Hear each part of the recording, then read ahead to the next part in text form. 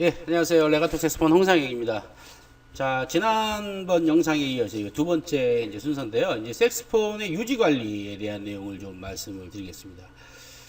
여기서 이제 보면 색스폰은 차와 같다라고 설명을 합니다. 그래서 이제 어떤 정기적인 유지 보수를 하지 않고서는 제대로 된 이제 색스폰이 제대로 된 동작을 하지 않겠죠.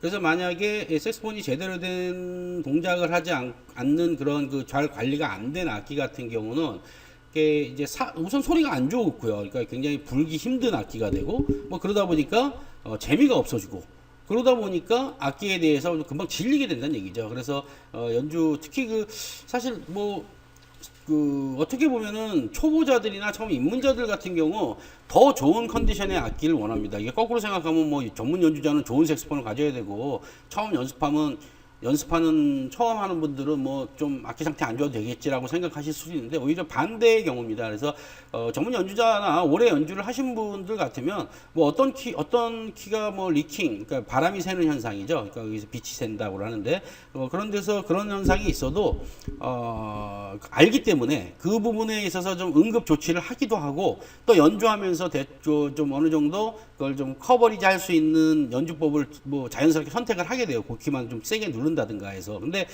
처음 하시는 분들 같은 경우는 오히려 몰라요. 이게 내가 잘못을 하고 있는 건지 아니면 악기 상태가 안 좋아서 소리가 잘 안 나는 건지에 대한 걸 모르기 때문에 잘못된 연주 습관을 특히 키를 꽉꽉 누른다든가 이제 리킹이 하게 되면 키를 꽉 누르면은 소리가 나죠. 그러다 보니까 처음에 그런 잘못된 습관을 몇 년, 4년, 5년, 뭐 10년을 들이면 사실 나중에는 그 습관을 바꾼다는 게 거의 불가능하더라고요. 오래 하신 분들이 완전 처음으로 돌아가지 않는 한 그 습관이 바뀌지 않기 때문에 오히려 처음에 입문자 같은 경우는 뭐 비싼 악기를 말씀드리는 게 아니라 그 조립의 상태라든가 현재 악기 컨디션을 최상으로 유지하는 게 굉장히 중요하다는 말씀을 좀 드립니다. 그래서 이제 그 뒤에 나오는 내용들이 이제 아주 일반적인 문제들이 뭐냐라는 건데, 아까 제가 말씀드린 대로 패드가 새는 거, 제일 가장 큰 문제입니다. 그러니까 이게 패드가 일정 규모 이상을 사면 아예 소리가 안 나는 거고, 어느 정도, 그러니까 눈으로는 잘 보이지 않지만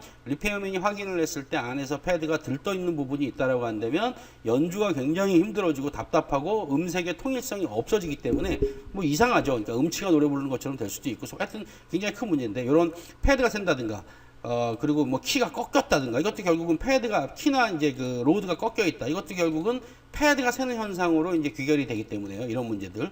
그리고 각 키의 이제 뒤에서 이제 범퍼 역할을 하는 뭐 펠트라든가 콜크 같은 게 뭐 빠져갖고 딸겨락 소리가 난다는 거는 그 잡소리도 너희 귀에 거슬리지만 실제로는 그로 인해서 키의 높이가 달라지기 때문에 음정도 불안해질 수 있고요. 뭐 스프링이 빠지건 뭐 아예 연주가 안 되겠죠. 빠진 스프링. 그리고 이제 결국은 그래서 키가 작동을 제대로 안 하는 것.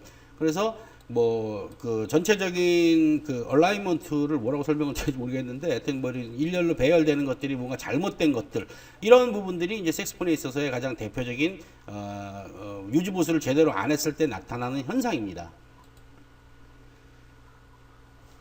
자, 그래서 색스폰 보시는 분들이 이제 자기 악기 상태를 아주 좋은 컨디션으로 유지하기 위해서 이제 여러 가지 일들을 하는데, 그 중에 이제 제일 첫 번째 이 책에서 지금 강조하고 있는 거는 연주하고 나서 넥과 바디에 있는 그런 습기, 그러니까 호흡에 의한 침이 이제 아무래도 이렇게 응축이 돼가지고 뭐 패드에도 많이 묻어 있고 관에도 흐르고 뭐 여러 가지 이제 있는데, 그런 습기를 제거하라라는 얘기를 해요.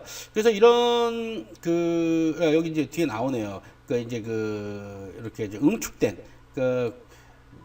뭐 그런 관과 패드에 응축되어 있는 이런 거를 갖다 이제 패드에 있는 관과 패드에 있는 습기를 이제 제거를 하는데, 걔네들을 좀 제거를 해주면 아무래도 전체적으로 빨리 마르겠죠. 그러니까 빨리 이제 마른 상태를 만들기 위해서 이제 좀 제거하는데, 이 부분에 이게 악기를 보면은 가끔 보면 그 안에를 이제 그 이런 긴 봉, 뭐라고 용어를 부르는지 모르겠는데 이렇게 털 같은 게 달린 긴 봉을 넣어두시는 분이 계시더라고요. 근데 저희가 볼 때는 그 부분은 별로 도움이 안 됩니다. 오히려 그 털이 뭐 제일 좋은 재질이 있는지 모르겠는데 대부분의 그 털로 인해서 여기저기 그 이런 키 사이사이라든가 이제 나사에 조여진 부분이라든가 이런 부분에 털이 끼고 그래서 나중에 고장의 원인이 되기도 하니까 그런 부분보다는 이제 뭐 패드 드라이어라고 해서 제품으로도 나오고 있고 해서 이제 패드에 있는 습기를 제거하는 거, 그리고 이제 그 악기 스왑이 이제 그 악기 뭐 종류마다 있습니다. 소프라노형, 뭐 알토형, 테너형이 있는데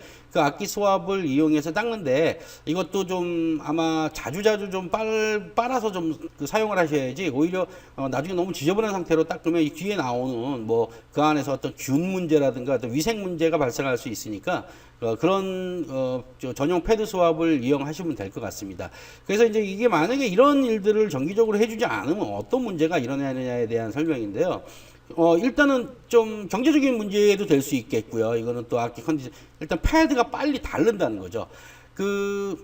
어떤 분들은 패드를 뭐 1, 2년에 한 번씩 교환하는 분들도 계시고, 또 어떤 분들은 뭐 5년, 6년 동안 교환 안 하고 사용을 하시는 분도 계세요. 근데 이제 패드와 펠트, 그 안에 이제 패드 가죽 뒤에 이제 속에 들어있는 펠트라고 있는데, 그 양모로 된 이제 판인데요.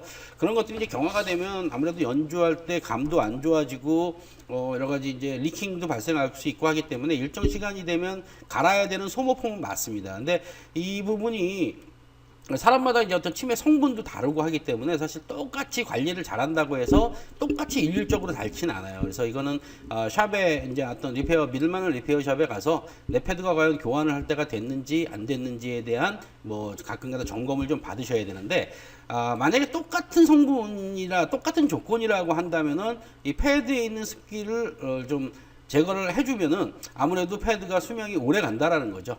그래서 이제 만약에 이렇게 이제 막 습기가 제대로 제거되지 않은 것 같은 경우에는 당연히 별로 좋지 않은 냄새가 난다라는 얘기를 여기서 하고 있습니다. 그래서 그리고 이제 또 초록색이라든가 파란색의 이제 박테리아가 여기서 살고 여기서 이제 생긴다라는 거죠. 그럼 뭐 박테리아 생기면 위생 문제 안 좋고 냄새 나고 한다라는 이런 단점이 있다라는 거고요. 이제 두 번째 문제는 이제 관리할 때 보통 악기를 들을 때 이 부분도 조금 설명이 필요한데, 이거는 아마 누구나 이해하실 것 같아요. 그러니까 악기를 처음 하시는 분들한테 악기가 이제 케이스에서 이제 꺼내고 이럴 때 보면은 중간에 키가 많거나 이제 로드라고 해서 길게 연결된 부분들인데 그 부분을 이제 중간을 덥석 잡아서 올리는 분들이 많이 계세요. 근데 여기서 얘기하기를 악기를 옮길 때는 이제 두 손으로 들어라라는 얘기를 합니다. 그러니까 보통은 한 손으로 벨 부위를 잡고 한 손으로는 이제 U자관이라고 하죠. 악기의 그 아래 밑에 부분에 이게 보우라고 하는데 정식으로 명칭은 그 U자 모양으로 된 관을 한 손으로 받치는 게 가장 좋습니다. 그래서 특히 이제 그거를 꺼내거나 악기를 옮기거나 할 때 그 부분을 꼭 쥐고 두 손으로 쥐고 옮겨야지, 한 손으로 쥐고 하다가는 그 로드가 휘기 때문에 전체적으로 악기에 굉장히 안 좋은 영향을 준다는 겁니다.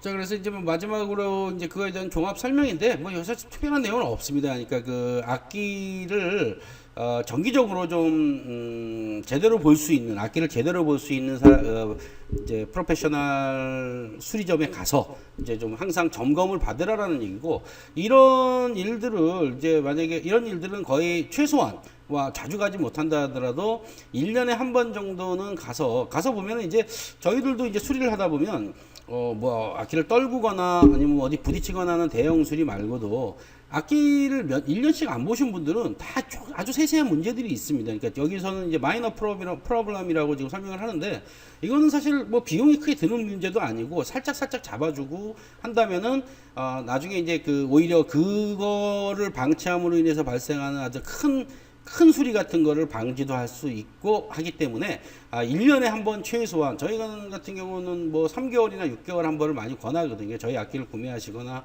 아니면 저희한테 리페어를 받아가신 분들한테는 3개월에 한 번씩 지나가시는 길에 한 번씩 그냥 보여만 주십시오라고 말씀을 드려요. 그래서 그런 거를 해준다면 아마 악기를 유지 관리하는 데 있어서 또 항상 좋은 상태의 악기를 유지하면서 좀 즐겁게 연주하는 데 도움이 될 것이다 라는 얘기를 하고 있습니다. 자, 다음 편에서는 이제 호흡에 대한 내용을 이제 들어가는데 예, 2편은 여기서 마무리 짓도록 하겠습니다. 감사합니다.